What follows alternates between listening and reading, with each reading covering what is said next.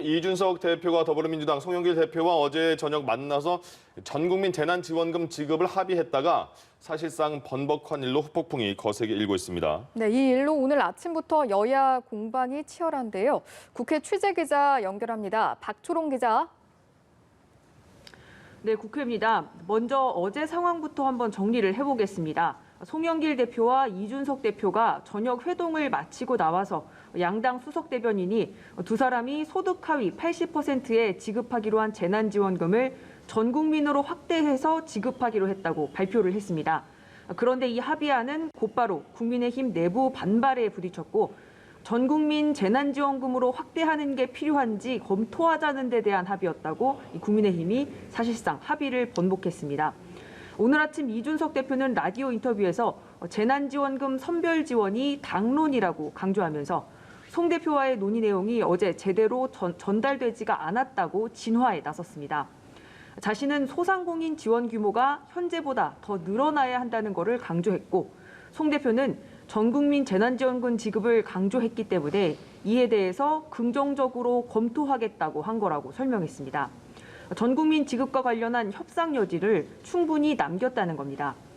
국민의힘 김도읍 정책위 의장도 어제 합의는 자영업자 지원을 두텁게 하는데 우선 추경을 활용하고 이후에 남는 재원이 있다면 재난지원금 범위를 확대하자는 취지라면서 자영업자 지원이 우선이라고 강조했습니다.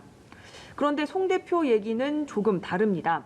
송 대표는 전 국민 재난지원금 합의는 실용적 접근을 보여준 이준석 대표의 결단이라면서 국민의힘을 향해서 이 대표의 결단을 존중하고 뒷받침해달라고 촉구했습니다. 이준석 대표를 향해선 당 내외부의 비판이 이어지고 있습니다. 먼저 대권 주자인 이재명 경기지사는 국민의힘을 향해 의원들의 불만은 당 내에서 풀어야 할 문제이지 국민과 약속을 저버릴 이유가 없다면서 합의를 성실히 이행하라고 요구했습니다. 역시 대선 출마를 선언한 윤희숙 의원은 이 대표가 민주적 당 운영을 약속해놓고서 당의 철학까지 뒤집는 제왕이 될 셈이냐고 반발했습니다.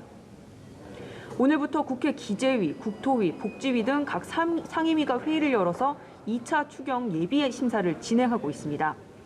여야가 추경안 합의에 대한 혼선을 빚고 있기 때문에 오늘 추경 심사 어려움을 겪을 걸로 보입니다.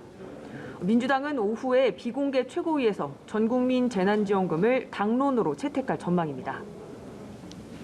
네, 오늘 여야 대권 주자들의 움직임도 정리해 주시죠.